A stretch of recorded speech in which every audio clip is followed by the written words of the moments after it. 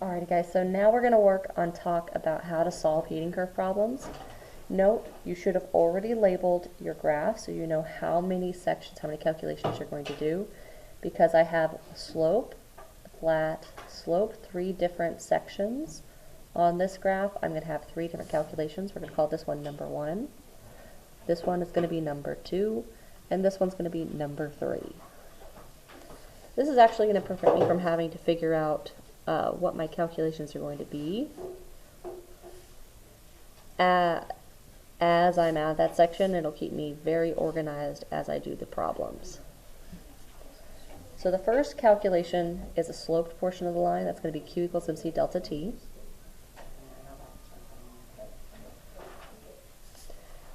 The next section of the graph is flat. It's a stoichiometry problem. Our stoichiometry problems for heating curves all look pretty much the same. Our last section of the graph is a Q equals MC delta T because it's sloped. It doesn't really matter what order you go in, as long as, of course, you plug the right numbers in for your calculation. I'm probably just going to go in the traditional order, though to speed things up you might do all of the Q equals MC delta T problems once, and then if you have more than one stoichiometry problem, doing those together. Alright, so the first thing we're going to do, like I said, I'm going in the regular order. I need to find mass, I need to find the C of the liquid water, and I need to find the change in temperature.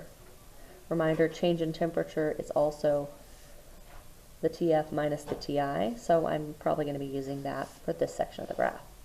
First things first, we read through the question, find the mass. What is the total energy required to raise the temperature of 135 grams? There we go, there's our mass. That's the mass. It's not going to change for any of our problems. Write that in.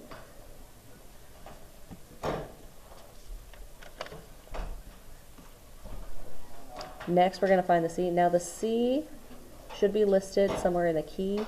Our key is actually just listed under the question. We have the delta H of fusion, delta H of vaporization, C of ice, C of water, C of steam. We need the C of water. That's the liquid form of course, water, or H2O. We go over here. You know this already? Well, I do know this already. You should have memorized the specific heat of water, which is either 4.18 joules over gram degree C or 1.00 calories over gram degree C. Okay? I'm going to use the joules since this question does ask for all of our total energy. It doesn't say in joules. It does not. So I guess I could use calorie, but since everything else is in a form of joules, I'm just going to use the joules form. I don't want to do conversions. So plug in there, 4.18 joules over gram degree C.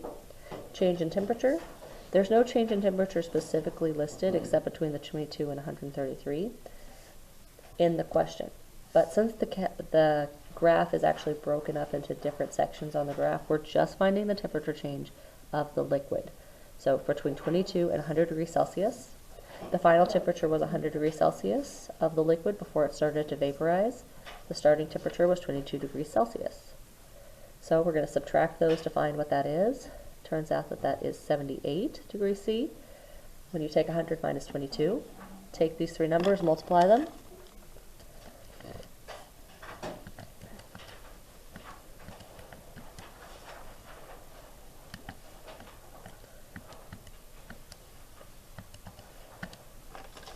And we get 4,400. No, I'm wrong. 44,000. And we're not even going to put any decimals on there since there's only supposed to be 3 significant figures. This is how many joules there are for the first problem. Next problem, stoichiometry. Now this is stoichiometry for the vaporization or the boiling point. So that means that we are going to set up our stoichiometry problem, converting the number of grams of 135 grams into joules. Now, to do this, we first multiply by the molar mass of water. This doesn't change, so if you find the molar mass once, you don't have to find it again. That's 18.02 grams of H2O for 1 mole of H2O. Remember, that's how we find molar mass, is the number of grams per 1 mole. We multiply it by the mole energy. Now this step can change between other flat lines, so we need to make sure we have the right one for that. And then of course we multiply it by the joules equal to the kilojoules. There's 1,000 joules in 1 kilojoule, so that's the relationship. We got to figure this one out first though. Okay, so remember guys, when you're setting up this step diagonally, the units should be the same. Grams, grams, moles. So moles need to go on bottom here. And we look up here to our key. We got 2 delta H effusions, or sorry, we have 2 delta H's. We have a delta H effusion and delta H of vaporization. Since this is the boiling point, we want to use the delta H of vaporization, not fusion. That's for melting point. So remember, this is the boiling point 1. This is the melting point 1. Okay? Go ahead, you type write in your 40.7 kilojoules on top. The moles part will go on bottom. There's only 1 mole. Multiply this out.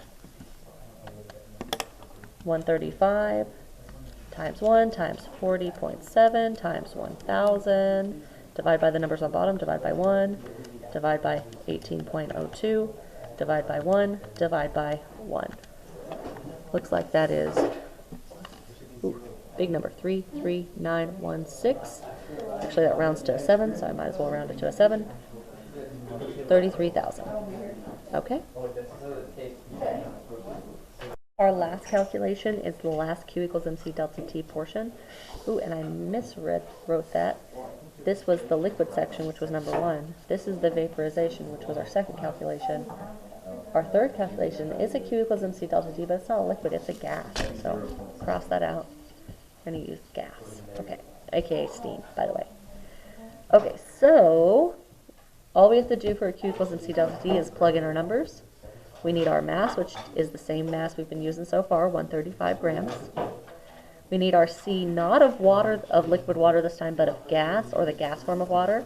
Looking at our C's up here, we got C of ice, C of water, and C of steam, 2.02 joules over gram degree C. And our last change in temperature, as you can see, our change in temperature goes from 100 when it's a gas to 133. The final temperature was 133. The starting was 100. So we get a change of 33 degrees C. Oh, sorry. Multiply these 3 numbers. 135 times 2.02. Oh, no, that did not do. 2. Start over.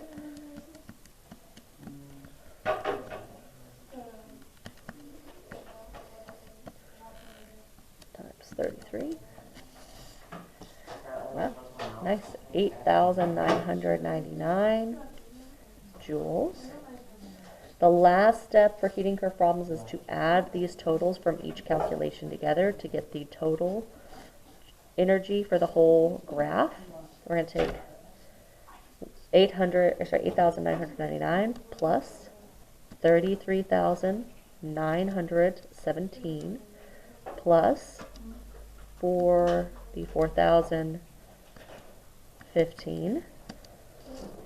We get 86,931 joules. Okay. If you have any questions, let me know. And I hope this helps you with your heating curve problems for the test.